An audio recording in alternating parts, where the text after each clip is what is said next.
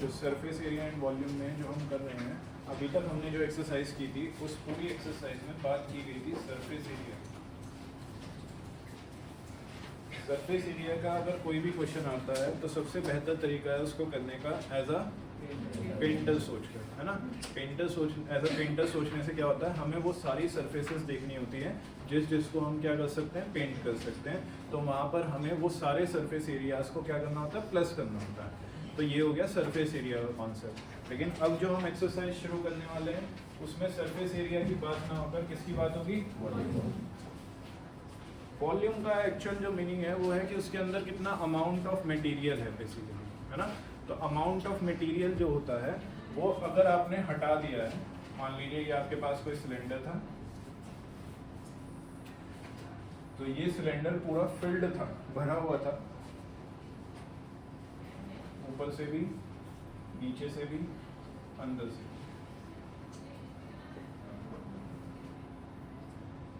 ये सिलेंडर पूरा फिल्ड था, ये वुड से बना हुआ है या किसी आयरन मेटल से बना हुआ है, किसी भी कोई भी सब्सटेंस से ये बना हुआ है, लेकिन ये पूरा भरा हुआ है, ठीक है।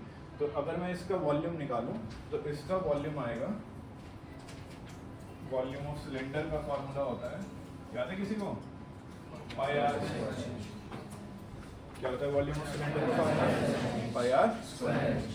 लेकिन अगर मैं इसमें से एक कॉनिकल कैविटी को कट कर देता हूँ, किसको कट कर रहा हूँ, कॉनिकल कैविटी को, तो कॉनिकल कैविटी को कट करने की वजह से ये सारी की सारी लकड़ी जो है, मान लेते हैं पूरा लकड़ी का बना हुआ था, ये सारी की सारी जो लकड़ी है वो हट जाएगी।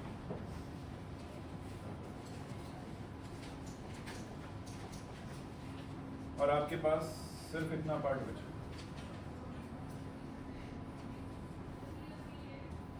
अब क्या आपका मटेरियल कम हो गया, हट गया मटेरियल, वहाँ से हट चुका है। कॉनिकल पार्ट वाला कैविटी आपने जब बनाया तो वहाँ से उतना लकड़ी आपने बाहर निकाल दिया, उसको छील दिया, उसको हटा दिया वहाँ से, है ना। तो वॉल्यूम ऑफ कोन जो था, ये कोन है ना, इसका वॉल्यूम जो है वो होता है 1/3 पाई आर स्क्वायर। इसका फॉर्मूला क्या आता है, 1/3 पाई आर स्क्वायर। तो अब मेरे से पूछेंगे क्वेश्चन में वॉल्यूम ऑफ रिमेनिंग सॉलिड, क्या पूछने वाले हैं, वॉल्यूम ऑफ रिमेनिंग सॉलिड, कि ये जो बचा सॉलिड है, कोन निकालने के बाद जो बचा है, इसका वॉल्यूम निकालो। वॉल्यूम मतलब कितना मटेरियल उसमें बचा है। तो कितना मटेरियल बचा है, सिलेंडर के वॉल्यूम में से कोन के वॉल्यूम को सीधा सीधा क्या करेंगे, अब इसमें एज अ पेंटर नहीं सोचना आपको, क्योंकि आप पेंट नहीं कर रहे हो, आप बता रहे हो कि उसके अंदर कितना माल भरा हुआ है, कितना मटेरियल भरा हुआ है। तो पहले तो पूरा सिलेंडर भरा हुआ था, तो अगर खाली सिलेंडर का पूछता तो मैं बताता क्या है, पाई आर स्क्वायर है। लेकिन उसने कहा कि उस सिलेंडर में से कोन जितना मटेरियल मैंने बाहर निकाल दिया, उसको हटा दिया। तो अगर मटेरियल बाहर निकाल दिया है तो मटेरियल कम हो गया है। मटेरियल कम होने का मतलब है वॉल्यूम क्या हो गया है, कम हो गया है। तो कम हो गया है तो उसके लिए माइनस करें या प्लस करें, माइनस करेंगे। मटेरियल हट गया ना, तो इसलिए वॉल्यूम ऑफ सिलेंडर में से वॉल्यूम ऑफ कोन को क्या कर देंगे। मैंने जो आपको पूरी पहली एक्सरसाइज कराई थी उसमें सरफेस एरिया जब भी हमें निकालने को कहा जाता था तो हम क्या करते थे, एज अ पेंटर सोचते थे कि भाई ये सरफेस एरिया मुझे दिख रहे हैं, बन रहे हैं, इनको मैं क्या कर सकता हूँ, पेंट कर सकता हूँ। और पेंट करने की वजह से मैं इनके एरिया को क्या कर रहा हूँ, प्लस कर रहा हूँ। वहाँ पर एरियाज क्या होते थे, प्लस। जो जो एरिया दिखता जाता था उसको क्या करते जाते थे, प्लस। जो जो एरिया दिखता जाता था उसको क्या करते जाते थे, प्लस। लेकिन यहाँ पर बात हो रही है वॉल्यूम की।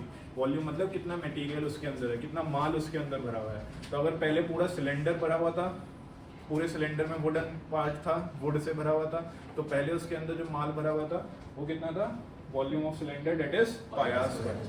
लेकिन अगर आपने उसमें से कोन जितना माल वहाँ से निकाल लिया है, एक कोनिकल कैविटी बना दी है, तो अब उसका वॉल्यूम कम हो गया, उसके अंदर का मटेरियल कम हो गया है। अगर मटेरियल कम हो गया है तो जो बचा है उसको निकालने के लिए प्लस करें या माइनस, तो इस केस में क्या करेंगे, माइनस। तो सरफेस एरिया के केस में क्या करते थे, प्लस, क्योंकि वहाँ एरिया बन रहा है जिसको आप क्या कर सकते हो, पेंट कर सकते हो। वहाँ एरिया की बात हो रही थी, यहाँ किसकी बात होगी पूरी एक्सरसाइज में, वॉल्यूम। वॉल्यूम के केस में हम देखते हैं कितना मटेरियल है। तो पहले मटेरियल ज़्यादा था, जब आपने बाहर निकाल लिया कॉनिकल शेप का मटेरियल तो अब मटेरियल कम हो गया है। तो अब जो मटेरियल कम हो गया है उसको निकालने के लिए आप क्या करोगे, माइनस। जो बचा हुआ मटेरियल है उसको निकालने के लिए आप क्या करोगे, माइनस। ये किस किसको समझ आ रही बात? तो जब सरफेस एरिया निकाल रहे हैं तो एज अ पेंटर, और जब वॉल्यूम निकाल रहे हैं तो मटेरियल देखना है कि कितना मटेरियल है, कितना बचा है। अगर कोई मटेरियल ऐड हुआ है तो प्लस होगा, कोई मटेरियल हटा है तो सिंपल सा फंडा रहेगा वॉल्यूम के केस में। जो दिक्कत आती है बच्चों को वो किस में आती है, सिर्फ सरफेस एरिया में। सरफेस एरिया निकालते हुए कैसे सोचना है एज अ पेंटर, तो वो दिक्कत भी नहीं आएगी, हमने पूरी एक्सरसाइज में यही किया था। वॉल्यूम निकालते हुए ज़्यादा कुछ सोचने की जरूरत नहीं है। अगर कोई चीज़ ऐड की गई है तो उसका वॉल्यूम ऐड कर दो, कोई चीज़ हटाई गई है तो उसका वॉल्यूम माइनस कर दो, ठीक है। वॉल्यूम का मतलब है मटेरियल, कितना मटेरियल है। अगर कोई मटेरियल एक्स्ट्रा लगाया गया है तो उसका वॉल्यूम प्लस कर दो, कोई मटेरियल हटाया गया है तो उसका वॉल्यूम क्या कर दो, सीधा सीधा माइनस। किसको क्लियर हो रही बात? ये कॉन्सेप्ट नोट कर लो अपने पास, फिर देखते हैं। ओल्ड बुक के हिसाब से 13.2 है, न्यू बुक के हिसाब से 12.2।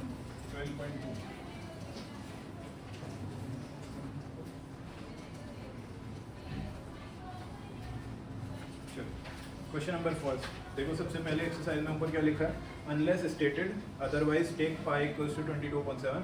पाई की वैल्यू हर बार 22.7 लेनी है जब तक क्वेश्चन में गिवन ना हो। अगर क्वेश्चन में गिवन है 3.14 तो 3.14 लेनी है, अदरवाइज खुद से क्या लेनी है, 22.7। ठीक है, साथ साथ कर रहे हैं, समझ भी है क्योंकि इजी क्वेश्चन है, सिंपल सा फंडा है। कोई फिगर ऐड हो रही है तो वॉल्यूम ऐड कर दो, कोई फिगर हट रही है तो उसका वॉल्यूम माइनस कर दो। Question number 1, a solid is in the shape of a cone standing on a hemisphere with both their radii being equal to 1 centimeter। एक सॉलिड बनाया गया है, उसका बेस हेमिस्फेयर की शेप में है और उसके ऊपर वाला पार्ट कोन की शेप में है, राइट। ये जो सॉलिड बनाया है इसकी हेमिस्फेयर की और कोन की दोनों की रेडियस सेम है, that is 1 centimetre. Height of the cone is equal to its radius. सबसे अच्छी बात इसमें, हाइट ऑफ कोन जो है वो रेडियस की इक्वल दे रखी है, तो कोन की हाइट कम होगी, इतनी ज़्यादा नहीं आ रही होगी।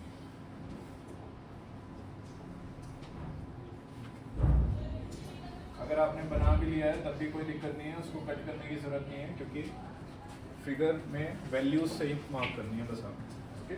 जो कोन की हाइट है वो उसकी रेडियस की इक्वल दी गई है, तो अगर ये 1 सेंटीमीटर है तो ये भी कितनी होगी, 1 सेंटीमीटर। आपको क्या करना है इसका, find the volume of the solid in terms of pi. और भी अच्छी बात, वो कह रहा है पाई को सॉल्व भी मत करो, पाई की टर्म्स में ही आंसर निकालो, है ना। तो इसका मतलब हमें पाई की वैल्यू रखने की जरूरत नहीं पड़ेगी। सॉल्व कर लेते हैं। ये जो सॉलिड बना है इसमें इसका नीचे वाला पार्ट कैसा है, हेमिस्फेयर, और ऊपर वाला पार्ट कैसा है, कोन। तो वॉल्यूम ऑफ सॉलिड में एक तो हेमिस्फीयर का वॉल्यूम होगा, वॉल्यूम ऑफ हेमिस्फीयर प्लस ऊपर वाले कोन का वॉल्यूम होगा, वॉल्यूम ऑफ।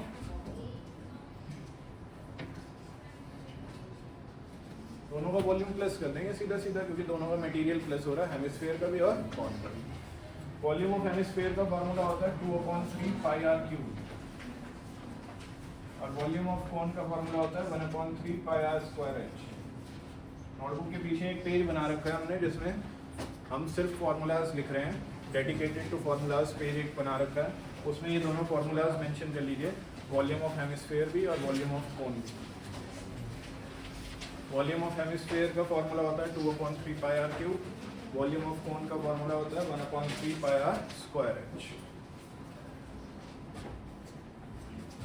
कॉमन क्या आ रहा है, एक तो अपॉन में 3, 1/3 कॉमन आ जाएगा, पाई कॉमन आ रहा है, आर क्यूब और आर स्क्वायर में से छोटी वाली पावर कॉमन ले लेते हैं, आर स्क्वायर कॉमन ले लेते हैं। 1/3 कॉमन आ गया, पाई कॉमन आ गया, आर स्क्वायर कॉमन आ गया। सिर्फ शिवम बताएंगे, शिवम बताना जरा, बाकी बच्चे देखेंगे शिवम सही बता रहा है नहीं, अंदर क्या बच रहा है ब्रैकेट में कॉमन लेने के बाद, इसके पास से क्या बचेगा शिवम, 2, 3 तो बाहर आ चुका है बेटा, और क्या बचेगा, प्लस आर, गुड, एक आर बचेगा, आर क्यूब था ना, आर स्क्वायर बाहर आ गया तो एक आर बचेगा, राइट, प्लस इसके पास से क्या बचेगा, क्योंकि 1/3 बाहर आ गया, पाई बाहर आ गया, आर स्क्वायर बाहर आ गया, क्या बच रहा है सिर्फ एच। तो इस तरह से आपने कॉमन ले लिया। अब जब कॉमन ले लेंगे तो वैल्यूज पुट कर देंगे, पाई को पाई ही रखना है, क्वेश्चन में कहा है पाई को पाई ही देने दो, 1 रेडियस कितना है 1, तो 1 का स्क्वायर, 2 इंटू आर मतलब 1, हाइट भी रेडियस के इक्वल थी मतलब 1 ही होगी। सॉल्व कर लेते हैं तो बहुत आसान हो जाएगा सॉल्व करना। 1 का स्क्वायर 1 होता है, 1 को लिखने की जरूरत नहीं। 2 1 जा 2 प्लस 1 3 से 3 क्या बचेगा पाई। तो सॉल्व करके आंसर क्या बचेगा पाई। क्या लगाएं, यूनिट भी तो लगानी पड़ेगी ना। वॉल्यूम है तो वॉल्यूम में क्या आता है क्यूब, तो सेंटीमीटर, तो पाई centimetre cube is your final answer. मुश्किल है ये। तो वॉल्यूम के केस में अगर कोई फिगर प्लस हो रही है तो उसका वॉल्यूम प्लस हो जाएगा, और अगर कोई फिगर हट रही है तो उसका वॉल्यूम क्या हो जाएगा माइनस। क्लियर हो रहा है, किस किस को समझ आ गया ये पूरा। सिंपल था ये। तो पाई की वैल्यू भी रखने की जरूरत नहीं पड़ी क्योंकि क्वेश्चन में दिया गया। अब हम जो क्वेश्चन करके देख रहे हैं वो क्वेश्चन है क्वेश्चन नंबर 8, एक्सरसाइज का लास्ट क्वेश्चन, क्वेश्चन नंबर 8। इसको हटा दो, ये हो गया सभी का।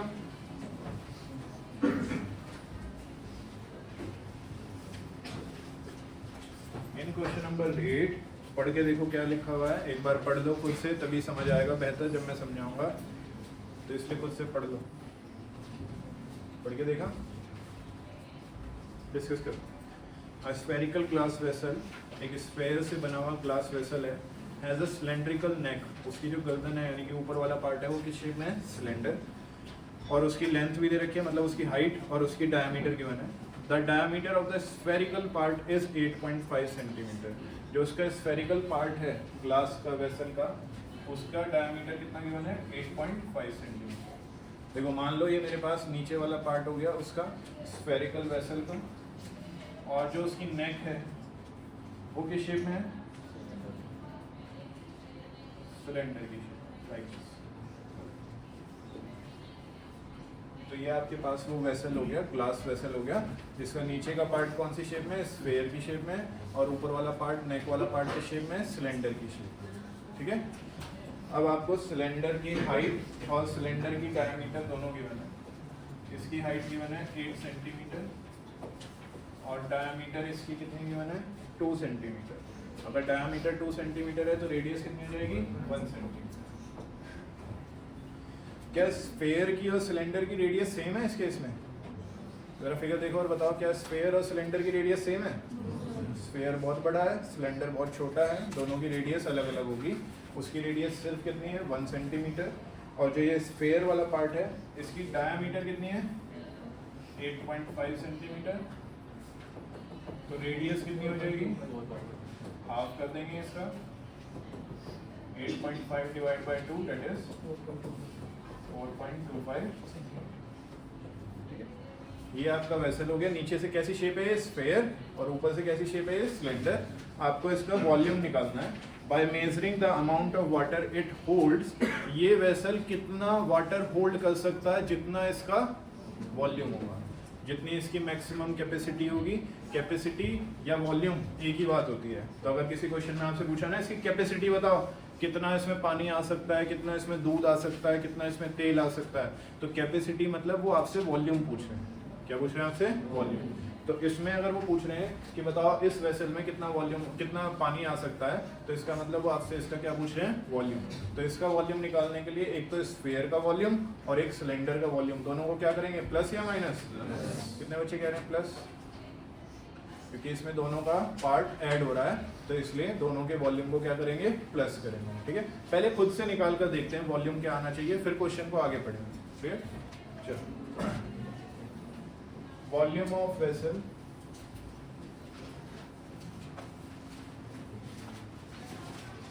ये जो पूरा वेसल है इसका वॉल्यूम निकालने के लिए एक तो हमें स्फीयर का वॉल्यूम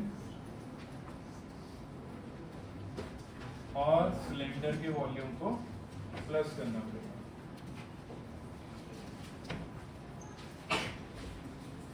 जो वॉल्यूम ऑफ स्फीयर होता है उसका फॉर्मूला होता है 4/3 पाई आर, और जो वॉल्यूम ऑफ सिलेंडर होता है उसका फॉर्मूला होता है पाई आर स्क्वायर एच। पीछे नोटबुक में जो पेज हमने फॉर्मूलाज के लिए बना रखा है उसमें ये फॉर्मूला ऐड कर लो। वॉल्यूम ऑफ स्फीयर का, सिलेंडर का तो ऑलरेडी लिख चुके हैं हम, ये नहीं लिखा अभी, सिलेंडर का भी नहीं लिखा है शायद, लिख लो सिलेंडर का भी और स्फीयर का। अच्छी बात है, वो लिखा हुआ है तो, नहीं लिखा है तो लिख देना सिलेंडर का।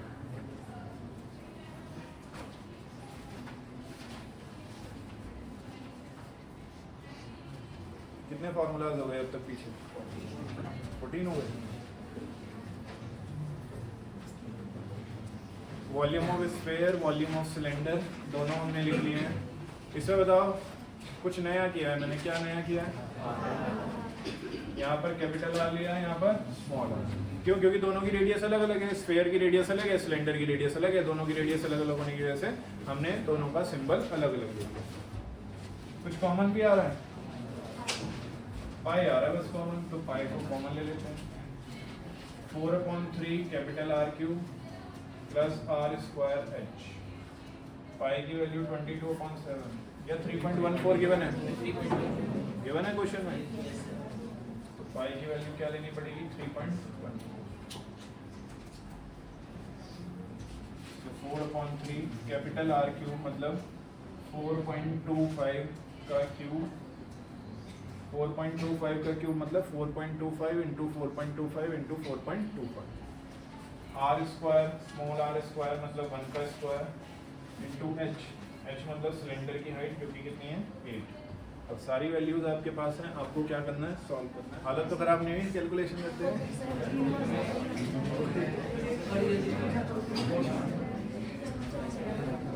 तो देखो अभी तो एक क्वेश्चन किया है हमने इस तरह का जिसमें कैलकुलेशन, पहले वाला तो फटाफट हो गया था, उसमें तो 1 था, कुछ भी नहीं करना पड़ा। और दूसरे क्वेश्चन में ही ऐसी हालत हमारी खराब हो गई। बताओ 346.51 सेंटीमीटर क्यूब। किस इसका ये आ रहा है? 1 2 3 4 इधर 346.3 आ रहा है। और पॉइंट के बाद 62 नहीं बोलेंगे, उसको 6 और 2 बोलेंगे, ये ध्यान रखना। पॉइंट के बाद अलग अलग करके बोलते हैं। और कोई पॉइंट के बाद गड़बड़ आ रही है बस, है ना? सबके आंसर में जो गड़बड़ आ रही है, जिनका निकल चुका है उसके आंसर में पॉइंट के बाद थोड़ी बहुत गड़बड़ आ रही है। फिलहाल क्वेश्चन में आगे पढ़ रहा हूँ, ध्यान से समझना क्वेश्चन में क्या कहा जा रहा है। उन्होंने कहा by measuring the amount of water it holds, एक बच्चे ने a child find its volume to be 345 centimetre cube. उसके हिसाब से वॉल्यूम कितना आ रहा है? 345 सेंटीमीटर क्यूब। इस बच्चे ने इसका वॉल्यूम निकाला है कि इसकी कितनी कैपेसिटी है, उसके हिसाब से कितना आ रहा है? 345 सेंटीमीटर क्यूब। चेक करो वेदर शी इज करेक्ट, कि आपको चेक करना है कि वो ठीक है या गलत। कैसे चेक करोगे? अपना वॉल्यूम निकाल कर। हमने अपना निकाला तो हमारा कितना आ रहा है? 346 पॉइंट समथिंग आ रहा है, और उसका कितना आ रहा था? 345। तो हमारा और उसका एग्जैक्ट मैच तो नहीं कर रहा है, तो वो ठीक है लेकिन अप्रोक्सीमेटली ठीक है, एग्जैक्टली मैच नहीं कर रहा है। पीछे देखो इसका आंसर क्या लिखा हुआ है, ये आ रहा है। देखो क्या लिखी हुई है स्टेटमेंट इसमें, देखो पीछे भी आंसर में यही लिखा हुआ है, not correct. Correct answer is 346.51 centimetre cube, ये लिखा हुआ है पीछे, ठीक है। तो एग्जैक्ट करेक्ट नहीं है, बट हाँ अप्रोक्सीमेटली करेक्ट है, क्योंकि हमारा आ रहा 346.51 और उसका कितना आ रहा था? 345। क्लियर है? तो not exactly correct but approximately correct. Clear? तो या तो बिल्कुल ही रॉन्ग लिख दो कि नहीं नॉट करेक्ट, या फिर ऐसे लिखना आंसर में कि अप्रोक्सीमेटली करेक्ट। क्लियर? बस बार बार बातें नहीं करनी, नहीं तो जो सारा फोकस अभी बनाया था ना कैलकुलेशन के लिए, वो सारा गड़बड़ आएगा, उसको दोबारा से बनाना पड़ेगा, फिर बिल्कुल जीरो से बनाना पड़ेगा। तो इट्स बेटर कि बिल्कुल बातचीत ना करो जब तक ये एक्सरसाइज चल रही है, जब तक ये टॉपिक चल रहा है। क्वेश्चन नंबर 2 इंपॉर्टेंट मार्क करो, कई बार आ जाता है और एज अ केस स्टडी भी पूछा जा सकता है ये question. Rachel, an engineering student, was asked to make a model shaped like a cylinder with 2 cones attached at its 2 ends by using a thin aluminum sheet. Rachel को एक model बनाने के लिए कहा गया है। उस मॉडल की जो शेप है वो सिलेंड्रिकल शेप है, और उसके दोनों सिलेंडर्स के एंड पर किस तरह की शेप जुड़ी हुई है? कोन की शेप जुड़ी है। तो रेचल का जो मॉडल बनेगा उसकी शेप कुछ ऐसी होगी, बीच में सिलेंड्रिकल बॉडी है और साइड्स में एंड पॉइंट्स पर कैसी बॉडी है? Conical shape. फिर उन्होंने कहा the diameter of the model is 3 centimetre. Diameter अगर 3 है तो रेडियस कितनी हो जाएगी? 3/2 that is 1.5 centimetre. If each cone has a height of 2 centimetre, cone की हाइट कितनी गिवन है? 2 सेंटीमीटर।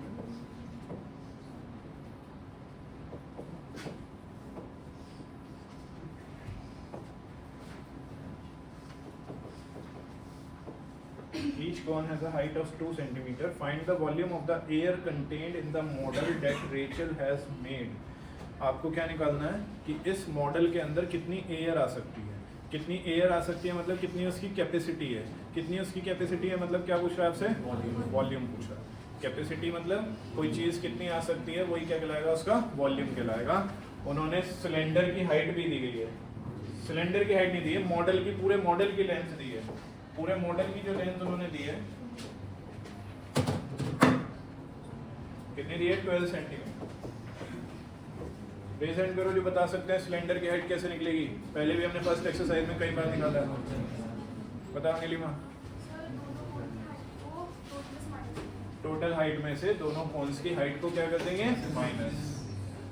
उससे हमारे पास किसकी हाइट आ जाएगी? सिलेंडर की हाइट आ जाएगी। तो पूरे मॉडल की हाइट 12 है, कोन की हाइट 2, इसकी भी 2, दोनों 2s को माइनस कर देंगे। -2 कितना आ जाएगा? -4, 12 - 4 इज 8। तो सिलेंडर की जो लेंथ आएगी वो कितनी आ जाएगी? 8 सेंटीमीटर। अब आपको इसके पूरे का क्या निकालना है? वॉल्यूम। तो amount of air contained in this model will be equal to its volume। और इसका वॉल्यूम निकालने के लिए सिलेंडर का वॉल्यूम और कोन के वॉल्यूम को क्या कर दोगे? Plus. So volume of cylinder plus 2 into volume of cone,